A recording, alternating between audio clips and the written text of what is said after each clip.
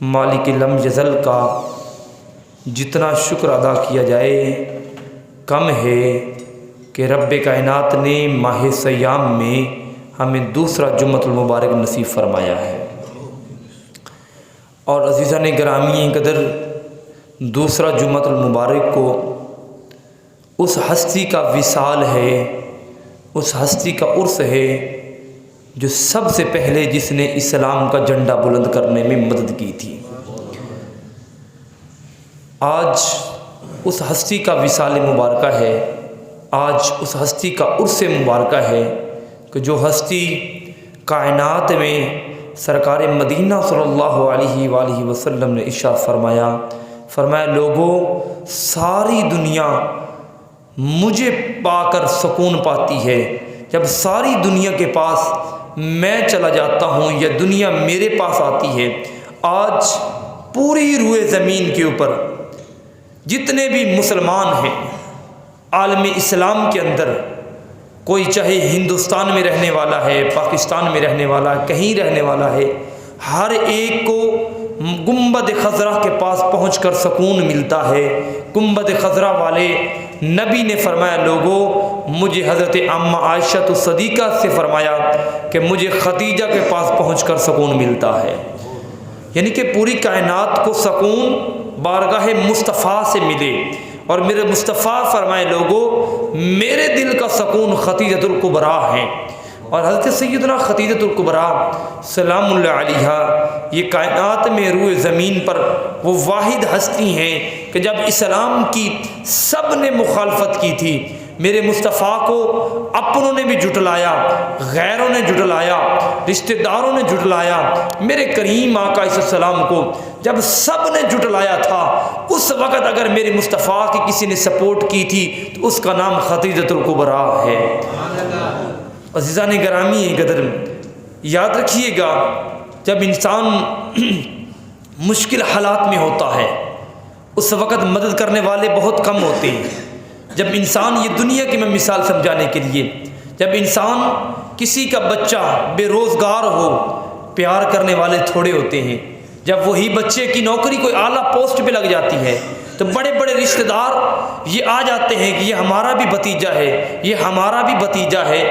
یقین مانیے اصل میں محبت اسی کی ہوتی ہے، اور کامل محبت وہی ہوتی ہے جو مشکل گھڑی میں اپنے ساتھ کھڑا ہوتا ہے۔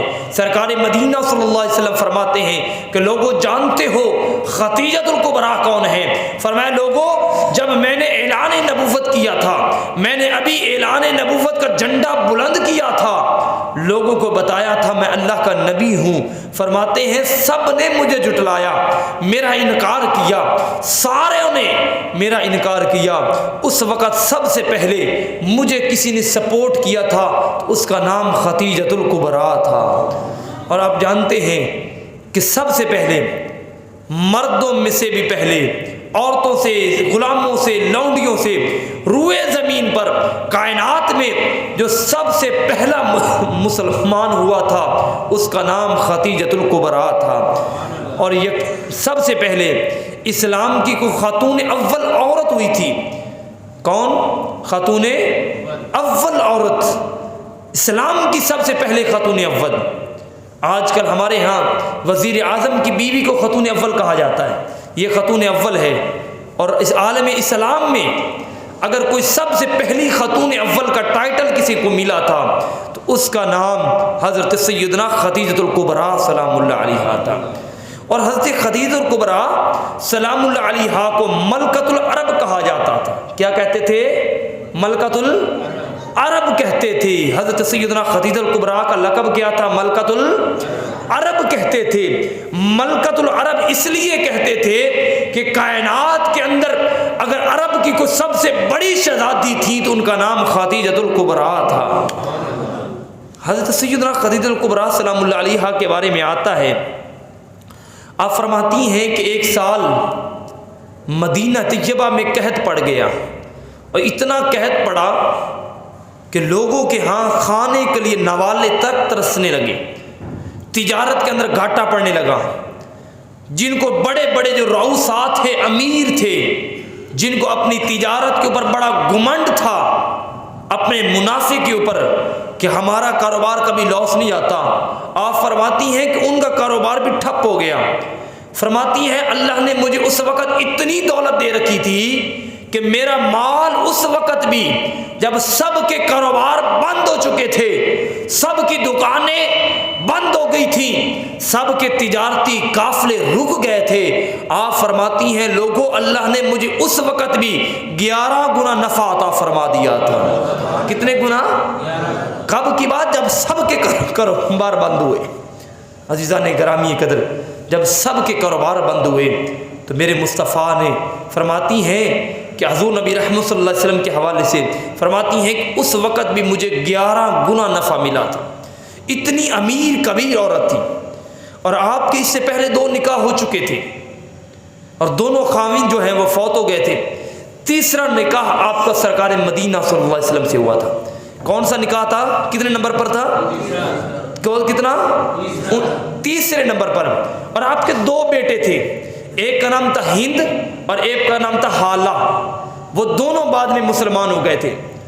اور سرکار مدینہ صلی اللہ علیہ وسلم کا معمول مبارکہ تھا کہ آپ دوپہر کے وقت کسی کو نہیں ملتے تھے، قیلولہ فرماتے، آرام فرماتے، کیونکہ ساری رات آپ نے قیام کرنا، نماز کے حالت میں، تہجد کی حالت میں، قرآن کی تلاوت کی حالت میں ساری رات میرے مصطفیٰ مصلی پر کھڑے ہو کر مصلی کو آباد فرماتے تھے۔ اس لیے رب نے فرمایا تھا نا پیارے حبیب قم اللیل الا قلیلا، پیارے حبیب تھوڑی دیر ٹھہر جایا کریں، آرام کر لیا کریں، ساری رات کھڑے ہو کے عبادت نہ کیا کریں۔ میرے مصطفیٰ کی راتیں مصلی کو آباد کرتی، دن کبھی کسی کی صلح ہوتی، کبھی کسی کے لیے تبلیغ کے لیے جاتے، دوپہر کو ایک وقت ایسا رکھا تھا میرے مصطفیٰ نے، اس وقت میں کسی سے نہیں ملتے تھے، جتنے سے بڑا امیر آ جاتا اس سے نہیں ملتے تھے۔ تو ایک دن کریم آقا علیہ السلام آرام فرما رہے تھے اپنے حجرہ مبارک میں، دوپہر کا وقت تھا، تو مسجد نبوی میں حالہ کی آواز آئی، آپ کے جو ستیلے بیٹے تھے۔ آج ہمارا معاشرہ ستیلی اولاد کو قبول نہیں کرتا، ہمارا معاشرہ ستیلی بیٹی کو قبول نہیں کرتا۔ اگر اللہ نہ کرے ہم نے کسی بھی مرد نے دوسری شادی کرنی ہو تو سب سے پہلا سوال ہوتا ہے کہ اس کے ہاں کوئی بچہ تو نہیں ہے؟ وہ کہتی ہے ہاں میں اپنی اولاد ہے صحیح، لیکن میں اپنے جگر کو پیچھے چھوڑ کے آؤں گی، لیکن آپ میرا گھر بسا دیں، آپ مجھے میری چھت عطا کر دیں، آپ مجھے سر پر دوپٹہ ڈال دیں۔ سرکار مدینہ صلی اللہ علیہ وسلم کا حال دیکھیے، ہم اپنی ستیلی اولاد سے کس قدر ان سے رویہ اختیار کرتے ہیں، مگر کریم آقا علیہ السلام رات کو، دوپہر کو قیلولے کا ٹائم ہے، آپ قیلولہ فرما رہے ہیں، حضرت سے حالہ کی آواز آتی ہے، میرے مصطفیٰ حجرے سے نکلتے ہیں، باہر آتے ہیں، حضرت اما عائشہ تو پوچھتی ہے حضور آپ تو کسی کو نہیں ملتے، کہاں جا رہے ہو؟ آپ فرمانے لگے عائشہ تمہیں معلوم نہیں میرا بیٹا حالہ آیا ہے۔ عرض کی حضور یہ تو آپ کو ستیلا بیٹا ہے، یہ تو پیچھے والا تھا۔ میرے مصطفیٰ نے فرمایا عائشہ بیٹا بیٹا ہوتا ہے، بیٹی بیٹی ہوتی ہے، وہ ستیلی ہے یا سگی؟ فرمایا وہ دونوں مجھے بہت پیاری ہے۔ زن گرامی قدر ستیلی اولاد میرے مصطفیٰ کو بڑی پیاری تھی، اور یہ حضرت بطن ہند سے حضرت خدیجہ الکبریٰ سلام اللہ علیہا کے بطن میں سے تھے۔ حضرت سیدنا خدیجہ الکبریٰ سلام اللہ علیہا آپ فرماتی ہیں لوگوں سرکار مدینہ صلی اللہ علیہ وآلہ وسلم کی بارگاہ میں جب میں پہنچی، نکاح کے اندر آئی، فرماتی ہیں عرب کے اندر، عرب چھوڑ کے ملک شام، لبنان، یہ فلسطین، یہ روم اور کسرا کے اندر جتنے بھی بڑے بڑے سپر پاوریں تھیں، فرماتی ہیں ان سب میں سے 5ویں نمبر کے اوپر میرا خزانہ آتا تھا، یعنی کہ ٹاپ آف دی 10 جتنے لوگوں کا کیا جاتا ہے، ٹاپ آف 5 ان لوگوں میں، ان کی دولتوں میں آپ کا نام آتا تھا۔ اتنی دولت اللہ رب العزت نے آپ کو عطا فرما رکھی۔ پھر جب کلمہ پڑھا سرکار مدینہ صلی اللہ علیہ وآلہ وسلم کا، آپ کے نکاح میں آئیں، ساری دولت میرے مصطفیٰ کے قدموں پر ڈال کر عرض کی حضور میں بھی اور میری مال بھی آپ کے قدموں پر قربان ہو جائے۔ اتنا کچھ قربان کیا۔ پھر یہاں تک آتا ہے حضرت سیدنا خدیجہ الکبریٰ، اس وقت چاندی کے برتنوں میں کھایا جا سکتا تھا، سونے کے برتنوں میں کھایا جا سکتا تھا، ابھی ممانعت نہیں آئی تھی۔